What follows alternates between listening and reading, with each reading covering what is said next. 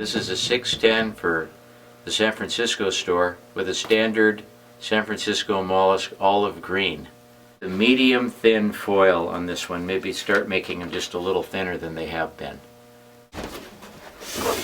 More or less a fun-shaped blank, but I had made my own rocker template on it so that I took all the tail rocker out of it, you know, so it's got a hull rocker.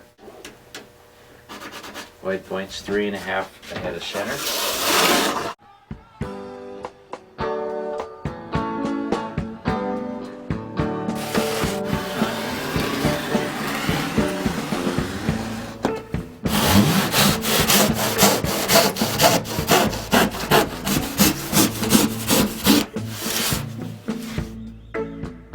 Can you make it 611 instead?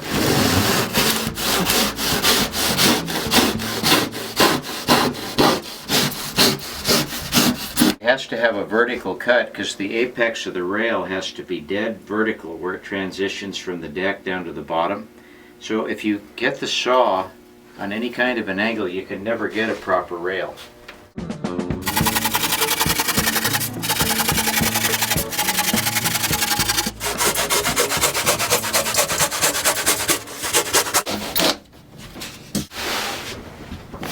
Clean it up.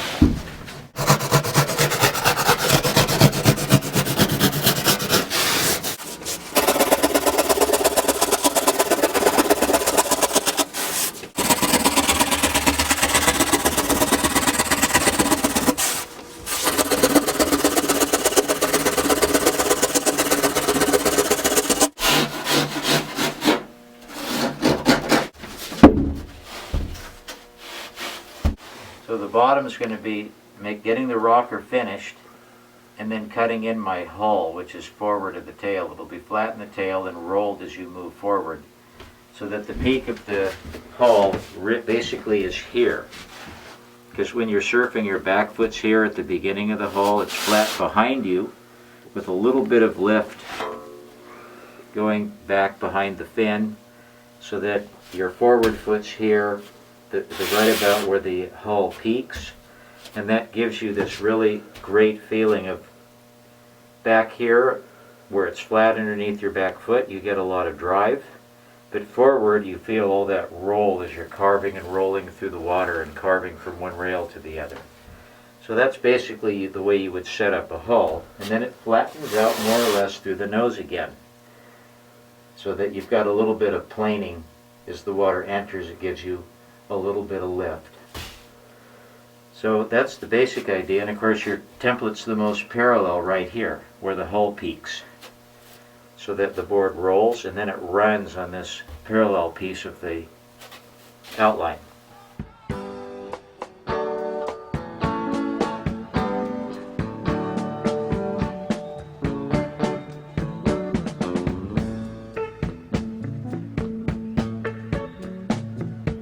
And what a lot of people don't realize, that this is the slide that adjusts the depth.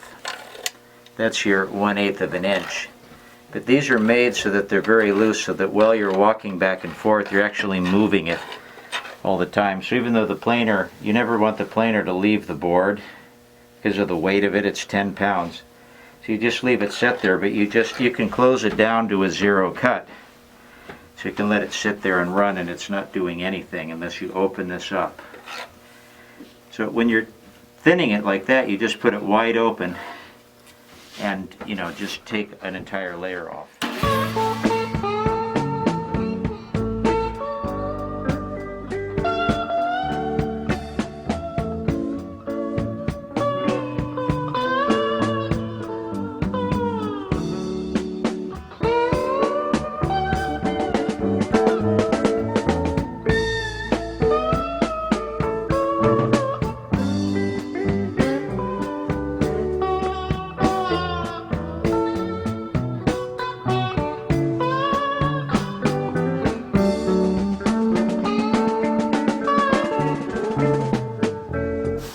Make both sides the same. Some people care about that. But it'll still work fine if they're not.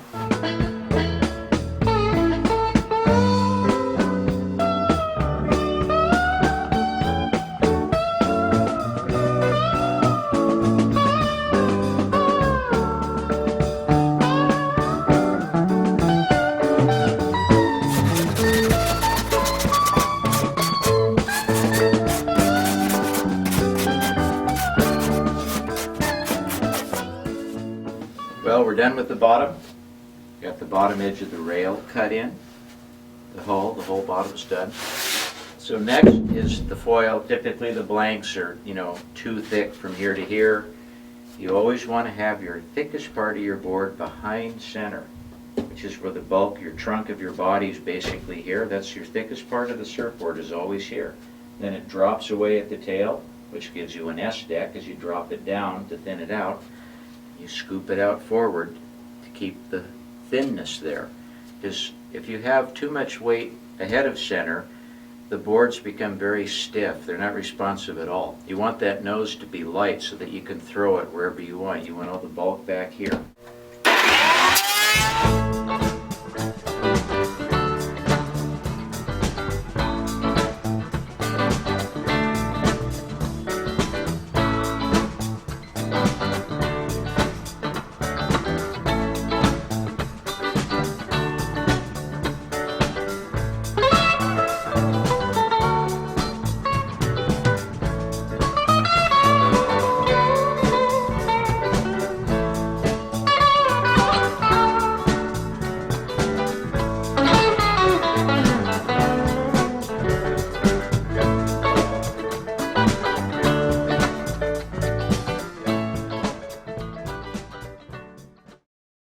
So this part of the roundness right there is very important for letting the board turn and hold. And hard edges don't hold, they release. So when you roll the bottom underneath before the edge takes effect, it lets the board hold a lot better than a board that has the edge right at the end of the rail.